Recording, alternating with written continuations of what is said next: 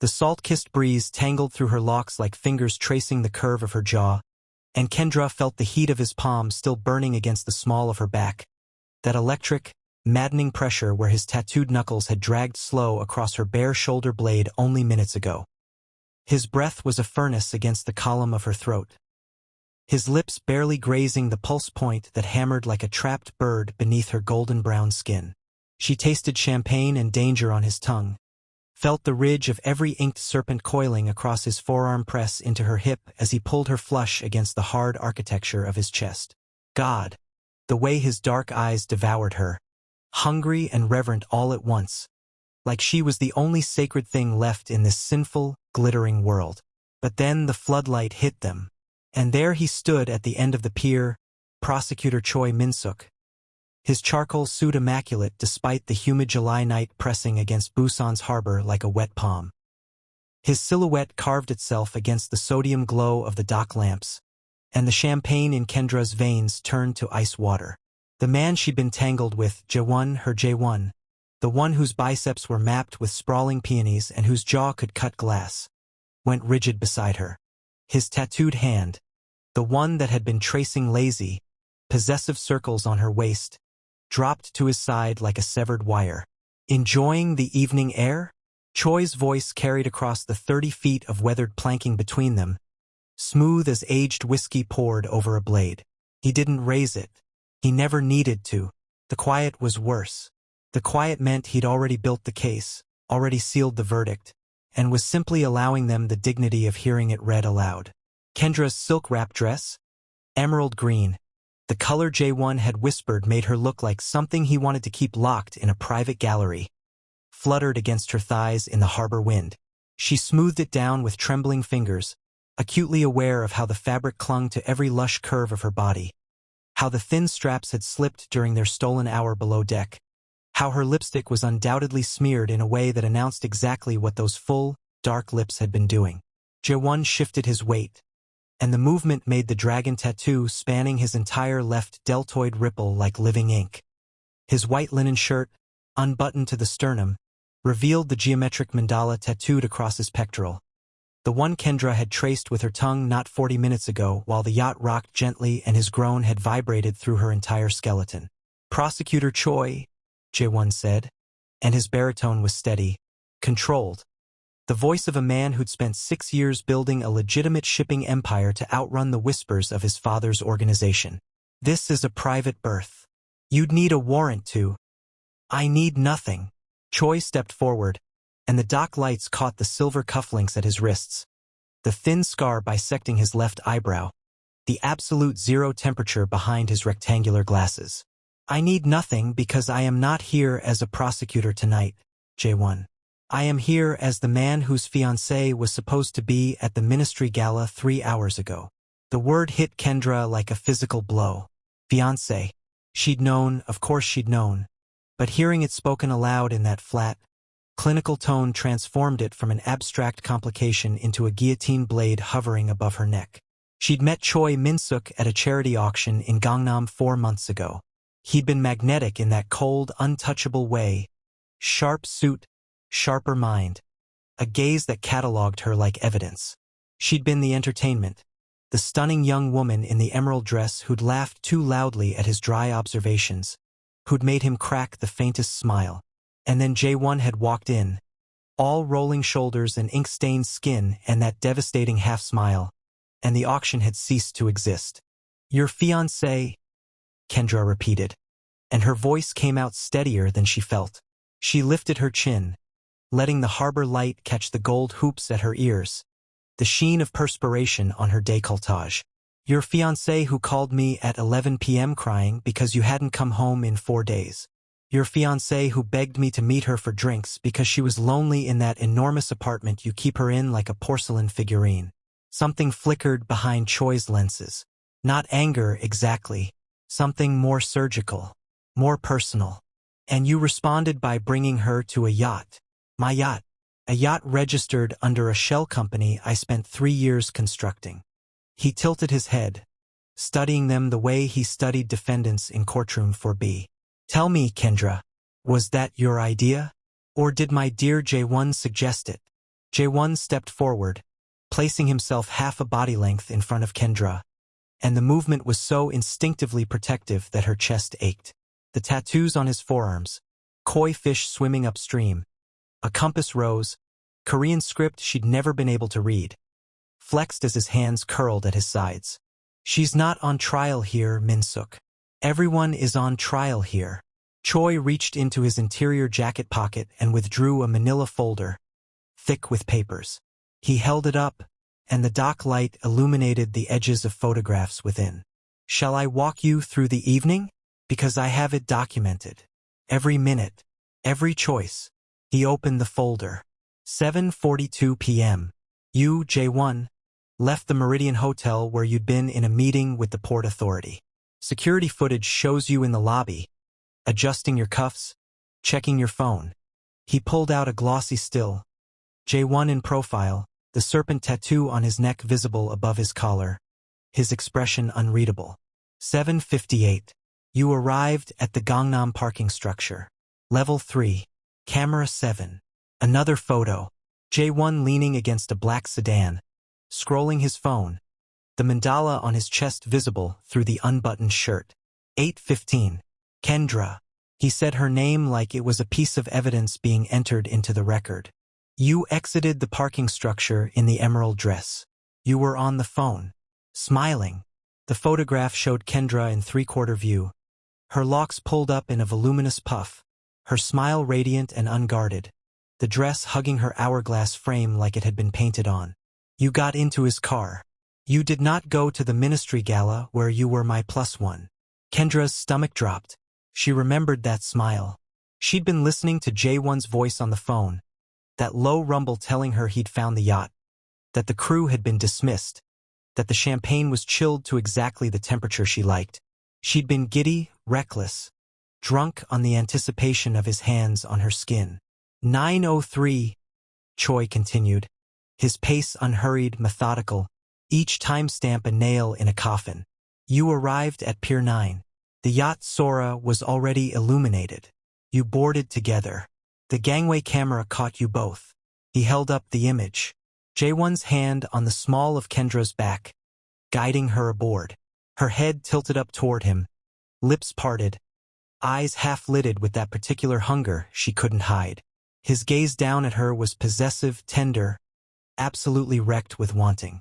9:11. The gangway was retracted. The yacht departed the berth. You had someone following us, Jae-won said. It wasn't a question. His jaw tightened, the muscle feathering beneath the geometric tattoo on his cheekbone. I had someone protecting my investment. Choi's tone didn't waver. This vessel cost 4.2 billion won. I track it, as I track everything that belongs to me. The emphasis on the last three words was a scalpel, precise and cutting. He looked at Kendra, and his gaze lingered a beat too long on the curve of her shoulder where the dress strap had slipped, on the faint flush still blooming across her chest. Something dark and hungry moved behind his judicial composure. As I track everyone who belongs to me. The possessiveness in that statement made Kendra's skin prickle. Not with fear, with something more complicated. Something that made her press closer to Jae-won's side, feeling the solid heat of him. The way his tattooed arm came around her waist like a barricade. 9:47. Choi went on, flipping to another page. The yacht anchored in the bay. The exterior cameras show the two of you on the upper deck. Drinking, talking. The photo was taken from a distance, grainy, but unmistakable. Kendra perched on the railing, legs crossed, laughing at something Jae-won had said. Him standing between her thighs, hands on her knees, head thrown back in rare, unguarded laughter. 10:22. You moved below deck. He closed the folder with a soft snap. The interior cameras were conveniently offline. A technical malfunction, I'm sure. The silence that followed was thick enough to drown in. Kendra felt Jae-won's heartbeat against her ribs, quick and hard. She remembered 10:22. She remembered the way he'd lifted her off the railing, her legs wrapping around his waist, his mouth finding the sensitive spot beneath her ear while his hands mapped every inch of her like he was memorizing her for a trial of his own. She remembered the champagne glass shattering on the floor, the way she'd gasped and he'd murmured apologies against her throat before his lips found her collarbone. Her shoulder, the swell of her breast above the emerald silk. She remembered the yacht rocking, the creak of mahogany, the way his tattoos had pressed into her skin like brands, leaving faint pink impressions she could still feel ghosting across her hips. "I won't insult you by asking what occurred below deck," Choi said, and there was something in his voice now, a roughness, a fracture in the porcelain control. His fingers tightened on the folder until the edges creased. "The evidence speaks with sufficient volume." "Then why are you here?" Jae-won asked quietly. He hadn't moved. His arm was still locked around Kendra, his thumb drawing slow, unconscious circles on her hip through the thin silk. "If you have your evidence, if you've built your case, why stand on this pier at 1 in the morning instead of filing your motion?" Choi removed his glasses. Without them, his face was younger, more raw. The scar above his eyebrow seemed deeper. He pinched the bridge of his nose, and for one fractured second, the prosecutor vanished and something else looked out from behind those eyes. Something wounded, something obsessed, something that had watched Kendra across 4 months of galas and dinners and stolen glances, cataloging the way she bit her lower lip when she was thinking, the way her laugh made other men turn their heads, the way she moved through a room like warm honey pouring over cold marble. "Because I wanted to see your face," Choi said, and the admission cost him something. His voice dropped, roughened. "When you realized it was over, I wanted to see if you'd flinch, if you'd beg." He replaced his glasses and the mask slid back into place. "You haven't." "Interesting. I'm not your defendant," Kendra said, and her voice was velvet wrapped around steel.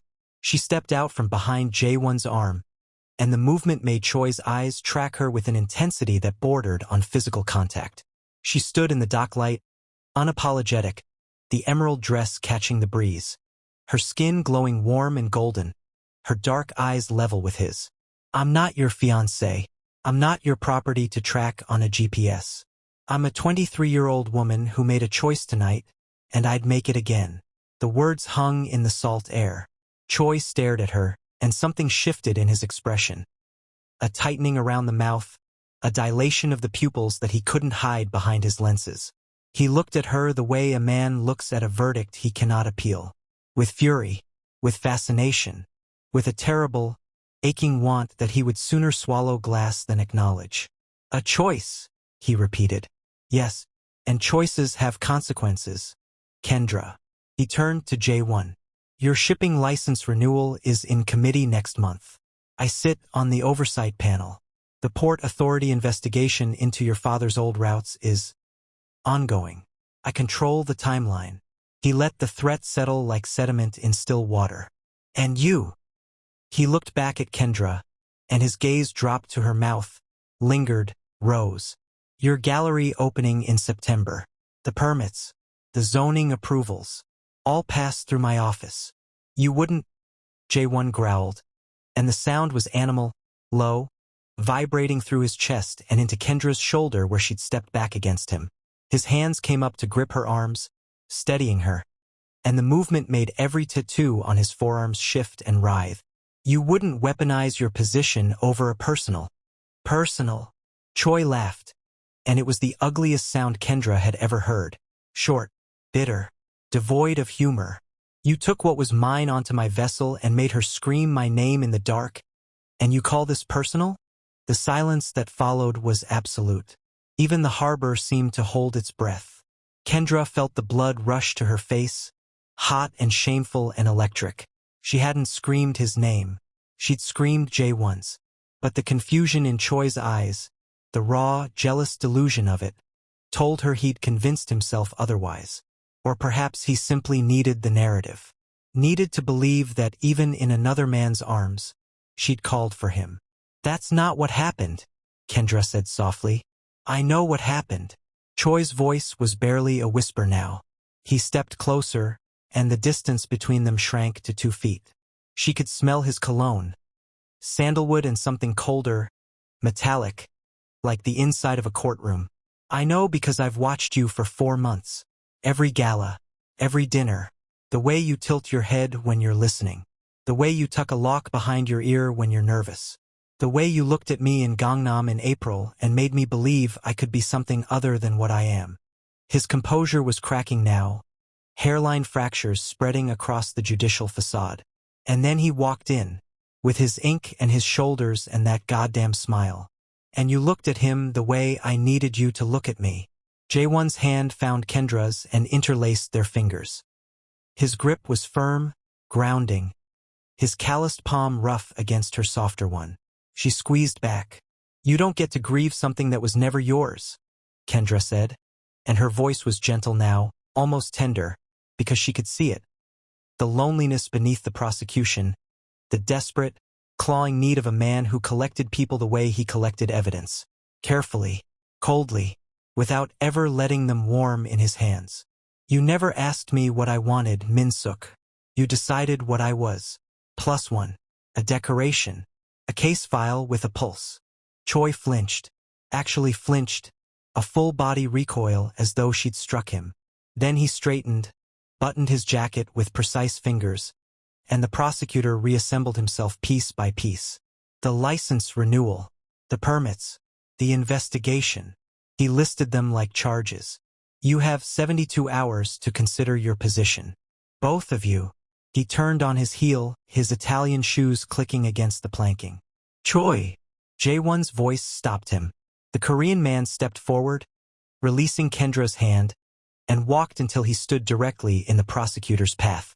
He was taller by 2 inches, broader by a continent of muscle, and the tattoos visible above his collar. The serpent, the geometric patterns, the script, seemed to writhe in the dock light.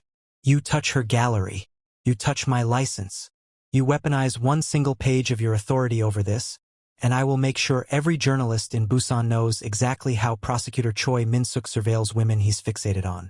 Every camera, every file, every night you sat in your office watching footage of a 23-year-old at a charity auction." Choi went very still. The threat landed. They both watched him process it, watched the calculation behind his eyes, the risk assessment, the cost-benefit analysis of a man who'd built his entire identity on control. 72 hours, Choi repeated, but the steel had gone out of it. It sounded like a plea dressed in a command. He looked at Kendra one final time, and his expression was a ruin. Fury and longing and humiliation braided so tightly together they were indistinguishable. "You could have been extraordinary, Kendra, in my world, in my life. I am extraordinary," she said, "just not in yours." He walked away. His footsteps faded into the humid night, swallowed by the sound of harbor water slapping against pilings and the distant groan of cargo ships.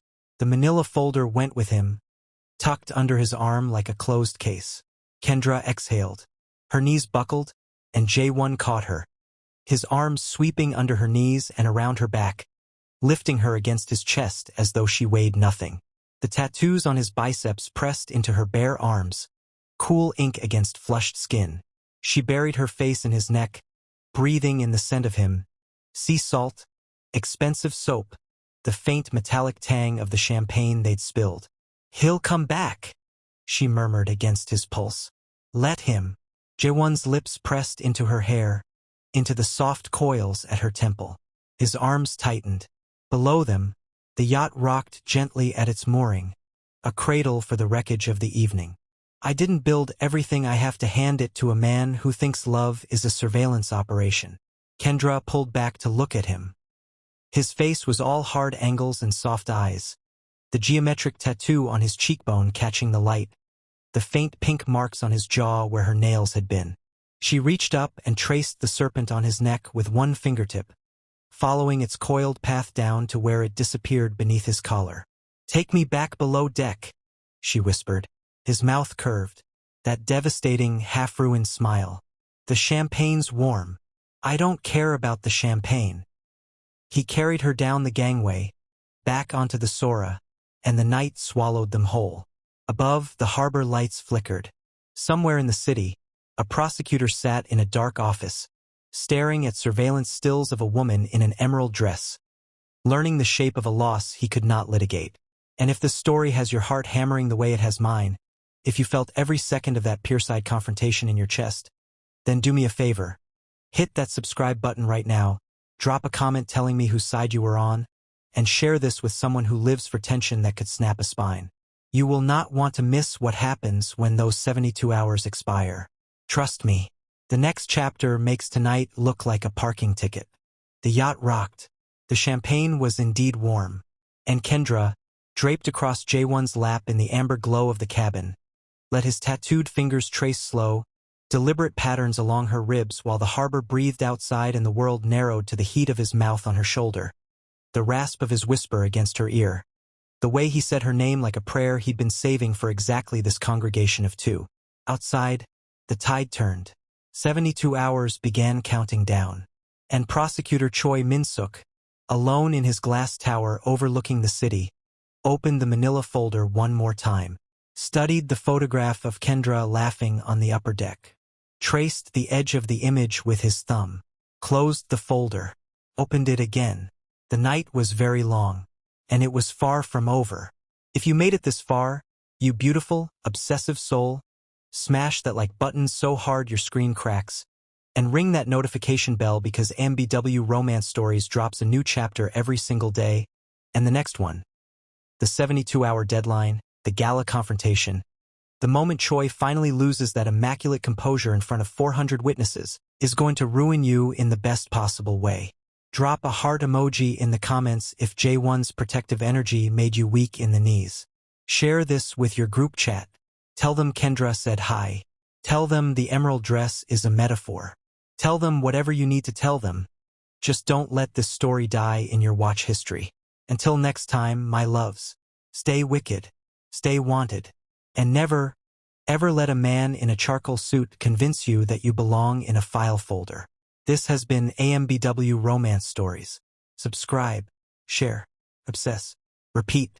I'll see you tomorrow, you gorgeous disasters.